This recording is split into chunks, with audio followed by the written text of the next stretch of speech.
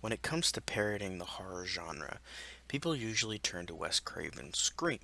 It was a clever deconstruction of the horror genre, as well as being somewhat creepy at points and wasn't insulting to the many fans of the genre. If you want that movie, just watch the Scary Movie franchise. It was interesting and was a huge hit, spawning three sequels, all directed by Wes Craven, and a god-awful TV series. However, the movie that I'm reviewing is fairly recent but still incredibly underrated. It follows similar themes to Screamer, deconstructs the many cliches that plagued horror movies of the late 80s and early 90s. With Final Girls, it's similar, but it's done in an extremely creative way that doesn't seem like a ripoff of Scream, but works extraordinarily well. A young woman named Max survives a car crash that unfortunately takes the life of her mother.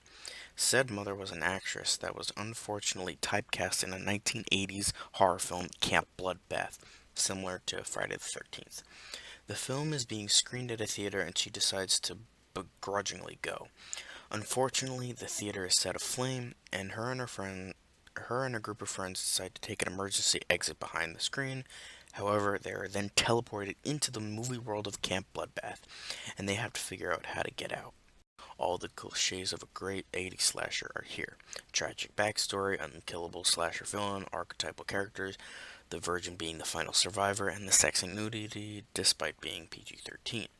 It makes fun of these cliches in a fantastic and over-exaggerated horror world. The characters are overly goofy and the acting is purposely awful. But what really holds it together, unlike most modern slashers, is that the main protagonists are actually really good and enjoyable to watch. The drama that goes on between them is actually really good. They have good chemistry with one another and you feel like they're friends.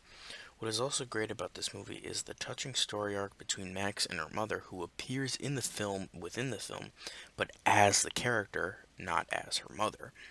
It's interesting how they play off each other and how Max refuses to see anyone else but her mother. It's one of the highlights of the film.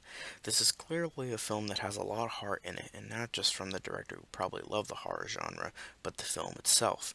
This definitely feels like a love letter to the old slasher films of yesteryear, but is willing to see the flaws of said films in a great and clever way. It definitely is this generation's Scream, but unfortunately hasn't received that big of an audience like Scream did, mainly because it was direct to DVD and video on demand. However, if you like Scream and old school slashers, then you'll probably like this movie. Check it out.